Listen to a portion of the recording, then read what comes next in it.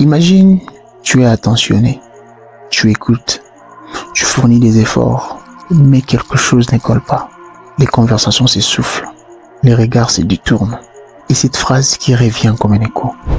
Tu es un mec bien, mais en tout cas, ton comportement, souvent dicté par des bonnes intentions, envoie en réalité des signaux toxiques qui tuent l'attraction. Prêt à découvrir les 3 attitudes qui sabotent tes chances?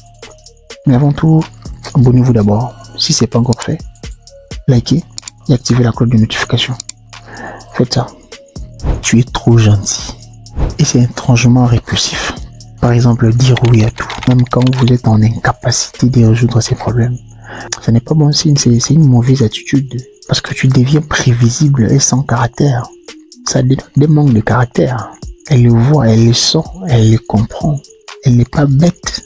Il faut savoir dire non, c'est une compétence très importante. Deuxièmement, éviter des conflits à tout prix. Vous savez, le but n'est pas de chercher des conflits. Mais en tout cas, il ne faut pas éviter les conflits. Si vous êtes en conflit, il faut affronter ces conflits avec maturité. Parce que beaucoup jouent les cintéries parce qu'ils évitent les conflits. Il a peur de l'énerver, il a peur d'entrer en conflit avec elle.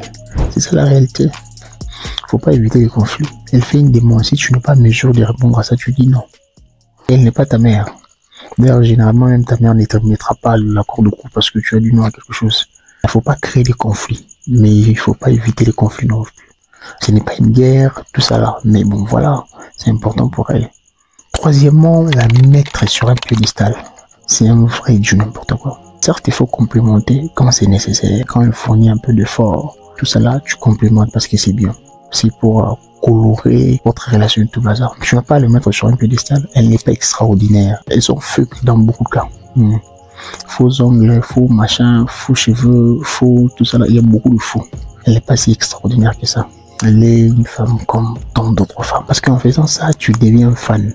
Pas l'homme qu'elle désire. Elle sent que tu as peur de la perdre. Donc, tu n'as rien à offrir. C'est un syllogisme correct. C'est qui nous ramène au deuxième point. Tu donnes trop tôt, sans réciprocité. Par exemple, t'investir émotionnellement avant elle. Attendez. C'est un péché grave. Écoutez, tu t'investis de trop. Tu deviendras trop disponible. Et quand tu deviens trop disponible, tu ne vaux pas grand-chose. Parce que c'est la rareté qui crée de la valeur. Les mystères, elles sont attirées par les mystères, le manque. Quand tu crées du vide, ça crée un désir. Mais quand tu es là, tu t'investis de trop. Attendez.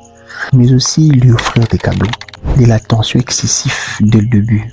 Tu offres des cadeaux par-ci, par-là, machin. Non, faut pas jouer les désespérés. On vous aimera pas pour ce que vous êtes, mais pour ce que vous donnez.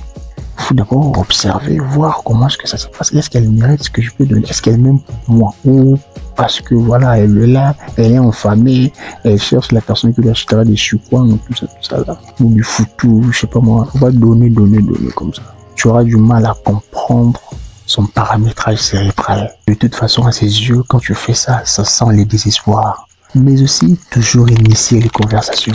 C'est toujours toi qui fais les premiers pas. C'est toi toujours qui en premier. Donc, depuis que vous êtes ensemble, elle ne s'est jamais demandé quand est-ce qu'elle va me répondre.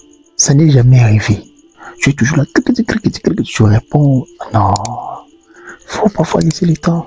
Certains même restent dans la conversation. Aussitôt, quand on vous écrit directement, il y a le bleu là. On comprend que vous êtes dedans sur WhatsApp et tout. On comprend que vous êtes déjà là, toujours concentré. Non, faut éviter ces bêtises. Ce sont des comportements qui la repoussent. Parce qu'en faisant ça, elle pense, si elle se donne autant sans me connaître, qui vaut son amour? Troisièmement, tu transmets de l'insécurité. En tout cas, sans le vouloir, par des jalousies passives et agressives. Oh, tu étais avec qui hier? Oh, pourquoi est-ce que je ne décrochais pas? Non. Ce sont des attitudes qui les repoussent. Et c'est pas pour dire qu'il faut être laxiste à toutes ces histoires. C'est pas ce que j'ai dit. Mais vous ne pouvez pas toujours inlassablement pleurnicher, pleurer, surveiller H24. Vous n'avez pas de vie. Moi, je me demande, si vous avez ou vous êtes en couple avec quelqu'un, il faudrait surveiller H24. Pourquoi vous êtes là? Il faut la laisser tomber, aller ailleurs, chercher quelqu'un. En tout cas, qui vous mettra à l'aise. Si vous n'êtes pas à l'aise avec elle parce qu'elle n'est pas stable, machin, tout ça. la laissez tomber. Si vous êtes avec elle, on sous-entend que vous avez un minimum de confiance. La confiance n'exclut pas le contrôle. Vous pouvez contrôler, mais vous avez un minimum de confiance.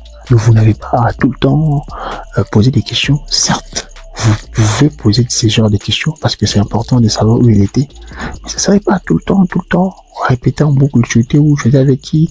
Et même quand on te pose des... Enfin, quand on te donne des explications, tu n'acceptes pas, tu t'imagines des choses, tu les malaxes, tu les mélanges avec ce que tu pensais, tout ça là. Non. Ce sont des comportements qui la repoussent parce que ça reflète une image d'insécurité, mais aussi des doutes constants, en posant parfois des questions du genre « Ah, t'es sûr que je te plais ?» Ça, c'est des bêtises. Tu n'as pas à poser ce genre de questions. « T'es sûr que je te plais ?» C'est de la bêtise. Donc, en fait, en toi, toi-même là, tu n'es pas sûr que tu le plais. C'est de la bêtise, tu n'es pas sûr de toi. C'est un manque de confiance, c'est de l'insécurité. Oh, est-ce que tu m'aimes? C'est de la bêtise. Faut jamais poser ce genre de questions. Faut être ça. Si tu es là, tu es là. Si tu n'es pas sûr de toi, là où tu es, faut prendre les clics et tes claques, t'es barré. Ah, c'est ça, c'est simple à comprendre. Si tu es là, faut assumer parce que tu es là. Faut être serein. Faut imposer ta marque, ta présence. Faut pas douter, tout ça là, tu es toujours dans des doutes constants. Oh, dis-moi que je t'aime, c'est féminin. C'est pas, l'homme ne peut pas dire ça. Oh, dis-moi que je t'aime, c'est de la bêtise. C'est de l'insécurité. Tu es un faible, je ne sais pas moi. Ah, je ne sais pas. Mais aussi trop d'autodépréciation. En disant parfois des trucs genre, oh, tu sais, je sais que je suis nul. Ça, c'est quelle bêtise. Tu es sorcier ou quoi? Faut éviter ça. Tu prends le toupet de dire ce genre de bêtises. Oh, je sais que je suis nul. Attendez. Tu es en train de te déprécier toi-même. Écoutez, les gens nous traitent en accord avec le respect qu'on se donne à nous-mêmes. Vous ne pouvez pas vous déprécier à haute voix et vous attendre à ce qu'elle vous respecte. Elle ne va pas vous respecter. Toi-même, tu dis que tu sais que tu es nul, n'est-ce pas? Elle te traitera comme un nul. Parce qu'en disant ce genre de bêtises, elle s'est dit, si lui-même ne se respecte pas, où est-ce que moi je le respecterai? Et c'est logique, c'est cohérent. On vous respectera en accord avec le niveau de respect que vous vous accordez à vous-même. N'oubliez pas de liker pour donner la force et nous écrire 8 sur 8 dans l'espace commentaire. Parce que les gens comme vous le savez, il n'y a pas d'eux et il n'y en aura jamais. Peace out.